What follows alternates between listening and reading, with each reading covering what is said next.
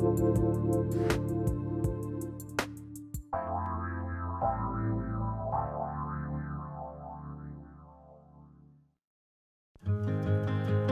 to Imperfect Mommying. Our children are constantly looking to us for examples. The term role model doesn't quite cut it here. We are shaping their worldview with every move we make. You see, it's not in the lectures we give or moments where we are actively attempting to teach them. It's in the micro movements we make, the unconscious ways in which we navigate life. We are constantly teaching our children how to show up for themselves, their friends, their future partners, and even their future children. So what can we do to ensure we are raising thoughtful, compassionate, self-aware human beings? We have to become them ourselves. No one is perfect, but we can still all be better, and it starts with self-healing. Let's get to it.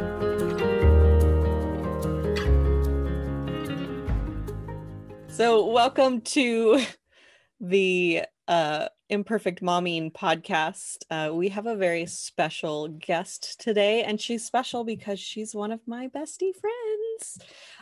This is Erin Goffin. Welcome to Imperfect Mommying. Thank you. You're welcome. So tell our listeners who you are and what you do. I am Erin Goffin. I am a Neuro-Transformational Results Master Coach and Productivity Specialist. I help entrepreneurial moms juggle their lives and businesses without sacrifice or guilt.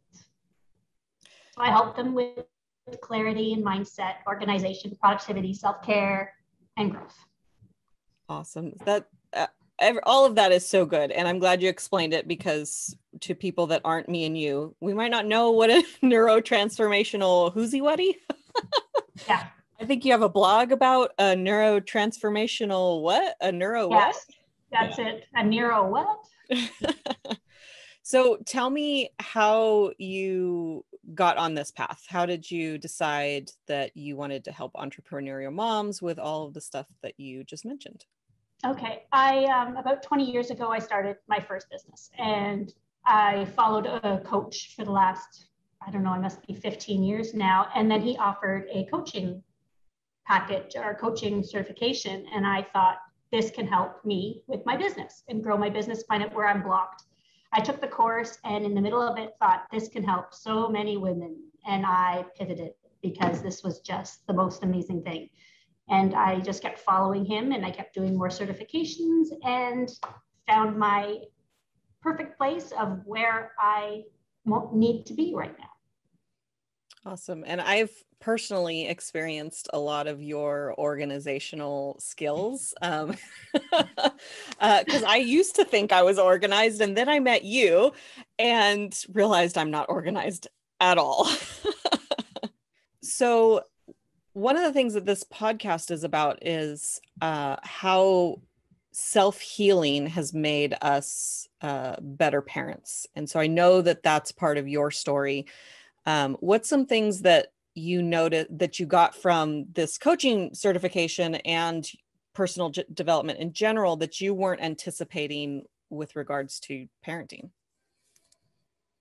Pretty much everything. Because it was amazing. I have an older son with major mental health issues. And going through that process with therapy with him and group therapy and my own therapy with him was one thing. And I learned a lot there. But with the coaching, it put so much stuff. You're able to tangibly do something. Sorry. It's all right. So it would give me ways to deal and ways to help him. And it changed a lot of how I communicated with my children, where therapy is great. And it was for me to help and talk, but the coaching is an in-depth sort of changes your brain, reframes your mind, makes you a better communicator. I'm able to connect with my kids a lot better. I can't say enough about it. And that made me such a better mother just because it taught me how to do that. I totally agree, which is why I started the podcast, because I want more moms to know about this. But I just remember looking at my son one time and thinking that I was seeing fear on his face because, I snapped at him or something. And one of the things that we do as a coach is we learn to ask questions about what just happened on your face instead of assuming that I know what that facial expression means. And so I asked him, what was that face that you just made? And he said, I'm afraid of being in trouble, or I don't want to be in trouble. And I thought he was afraid of me. And just the weight that lifted off of me was so incredible. So I get you completely. Asking the right questions and knowing when to back off. Absolutely. Definitely. Yeah. I've learned so much about that. So tell me more about your organizational stuff. Cause to me, you're the organization queen, especially with a business. And I know not all of our listeners are entrepreneurs, but it works with a business. It works with running a household. Cause you can even look at, being the CEO of your life, whether or not you have a business outside of your family. Oh, absolutely. You need to be the CEO, or now I'm starting to call it the executive of you are the operations manager of your household.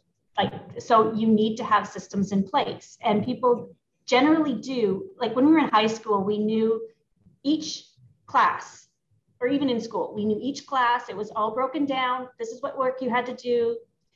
And then we got older and it wasn't the same. We didn't have the blocks of time. We didn't have someone telling us, this is what you need to do.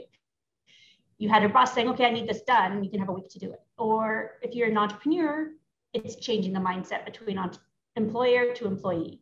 And with me, I have 3 kids. 2 are chronic illnesses, the one with the mental health issues, and then my daughter, who very young found out she had a thyroid issue, and then a younger kid, and a traveling husband. And now I'm single with 3 kids and trying to run everything. You need some sort of systems.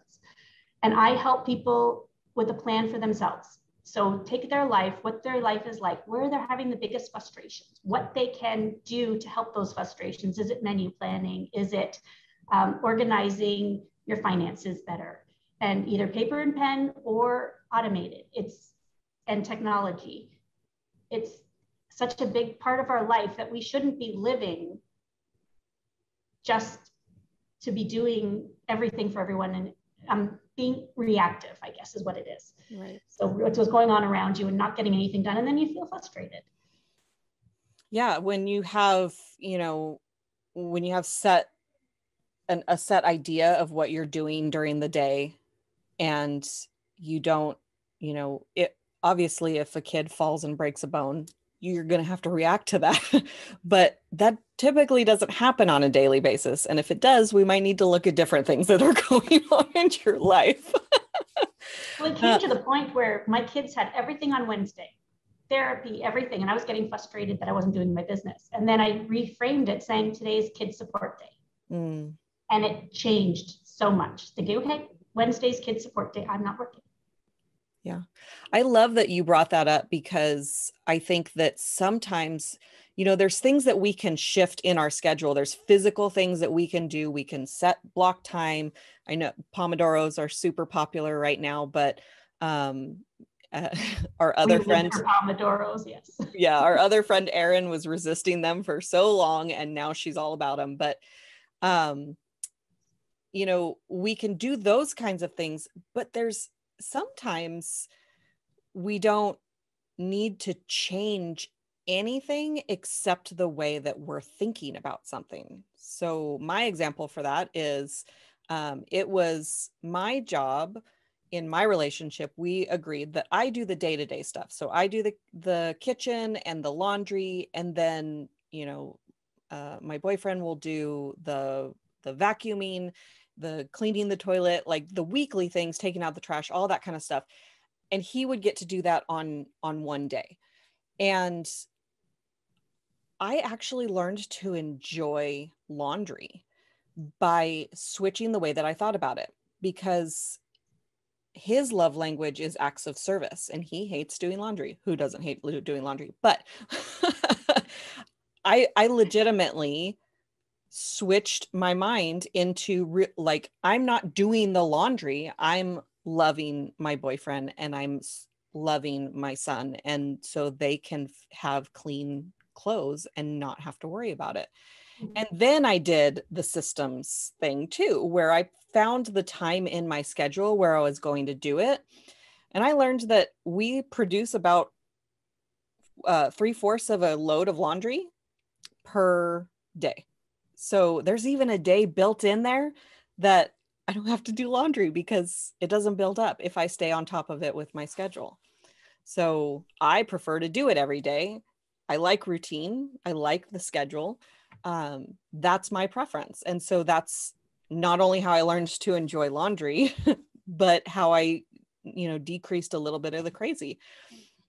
And that's the big thing, is you don't have to do everything all at once. If you do a little bit at a time, you're still getting things done. And the mindset of perfectionism is you won't start it unless you can do the whole thing. Well, you don't have to, because even that tiny little bit makes you feel good. It's a good win.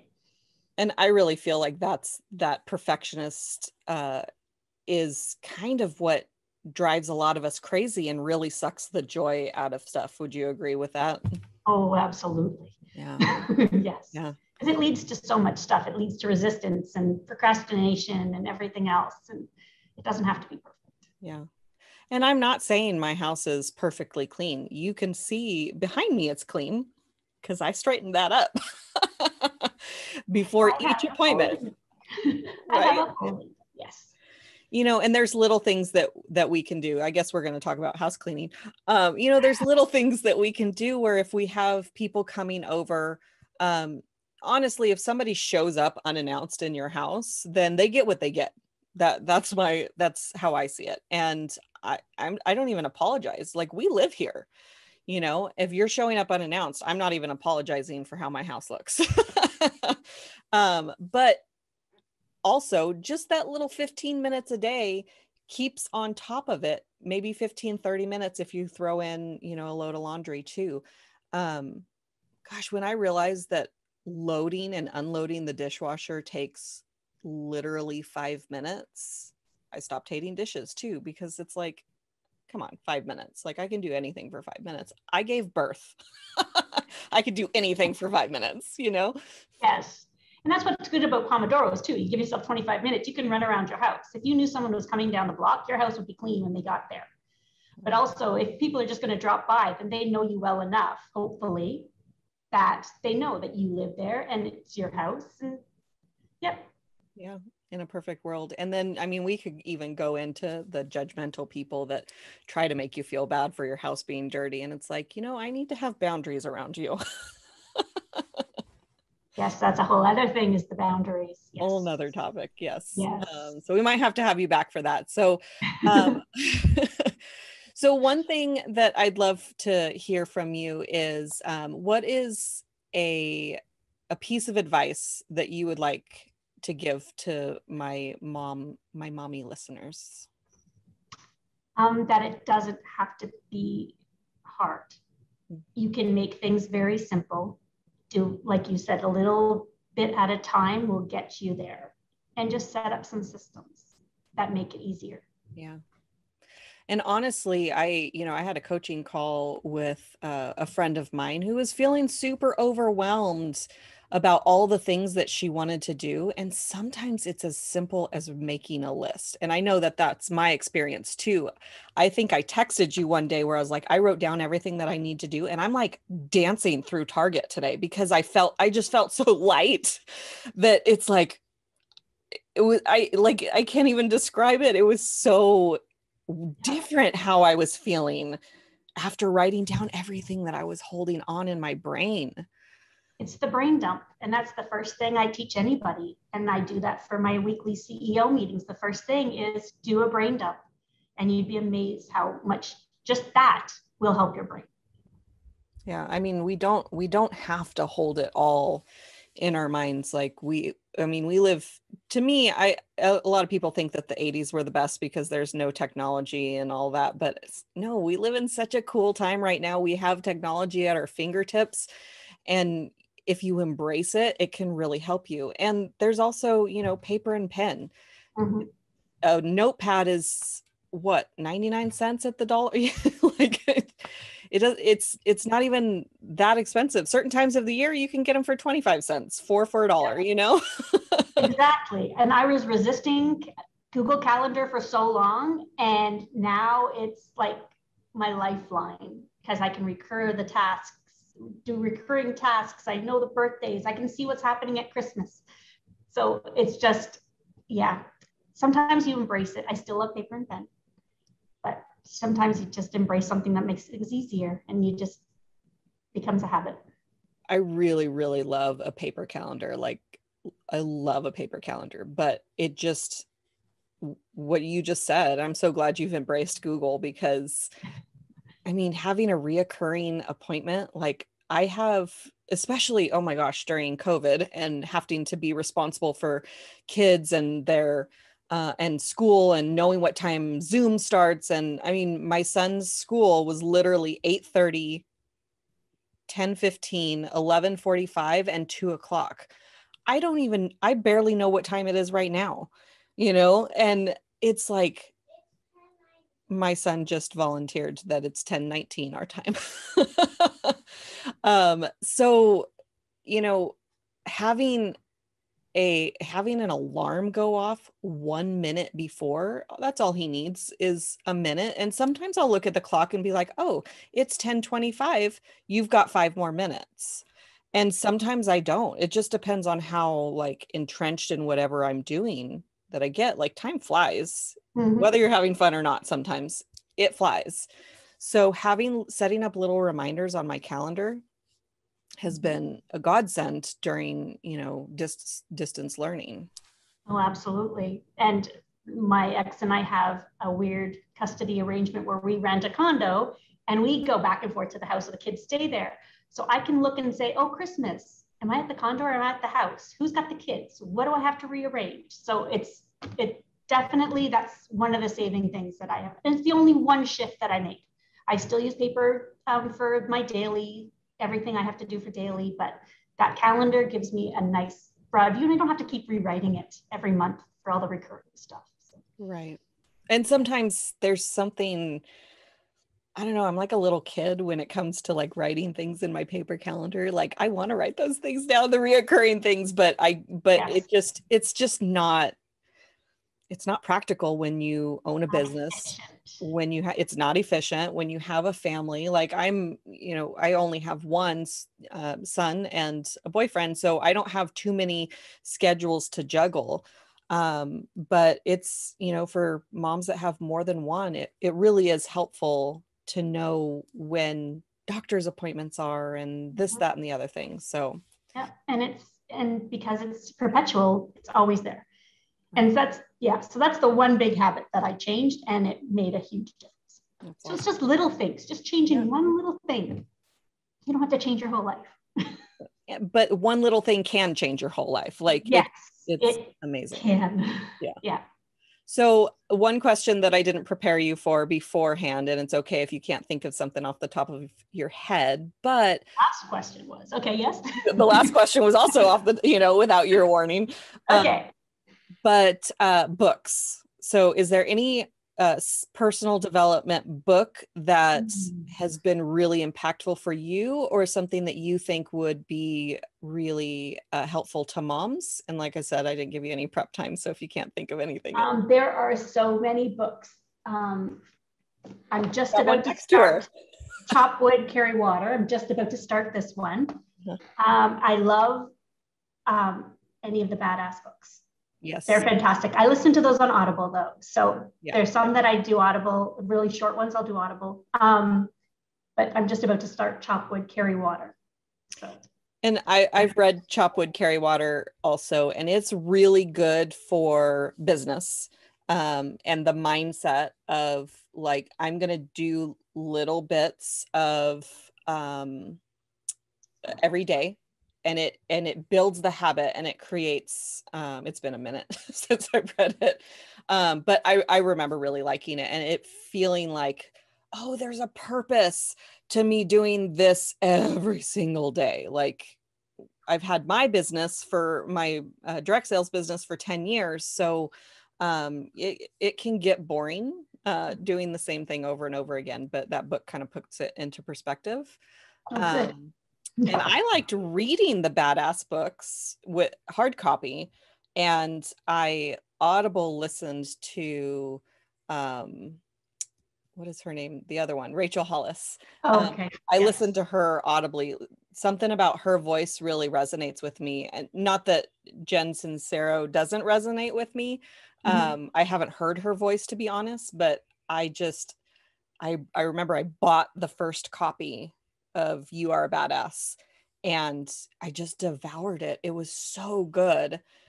And then the Badass at Making Money took a little bit longer because the chapters were longer, and I didn't like starting a chapter if I couldn't finish it in my 30 minutes of reading time. And then I've kind of gotten over that, but and then I didn't like the You Are a Badass Daily or whatever she put out in the interim, but the new one is Badass Habits, and that's also a really good one. I haven't read that one, so I'll do that one too. Did you? I like the habits thing. Yeah. It was really, really good. It talked about identities in a way, and boundaries. Like, it really broke down boundaries. Oh, good. So good. Anyway, we just threw a lot of books at you. But I want to thank you, Erin, for showing up today and pouring into our guests the way that you have, and the way that you always do. Can you tell people where to find you? Sure. My website is eringoffin.com, and I have a Facebook group called Uplevel Your Life and Business, where we also have weekly online meets, ups called Coaching, Coffee, and Calories, for support for women that just need to vent or need help in any way. And I go as often as I can. You are 3 hours ahead of me, and that's 6 o'clock in the morning, my time. But it's a really great community of women, very supportive. We kind of do some impromptu coaching sometimes when we're struggling with issues or whatnot. So I highly recommend it. All of that will be in the show notes. And yeah, thanks again for coming. Thanks for having me. You're welcome. And tune in next time, and we'll see you then. Thank you for tuning in to Imperfect Mommying. It's time for us to step up and realize that our power is not in trying to shape our children. Our power lies in shaping ourselves into the people we want our children to model themselves after. Don't just do it for your kids. Do it for yourself. When you become a more self-aware, compassionate, and confident person, you and everyone around you benefit. For more information about me and my work, visit AlysiaLyons.com. That's AlysiaLyons.com. See you next time.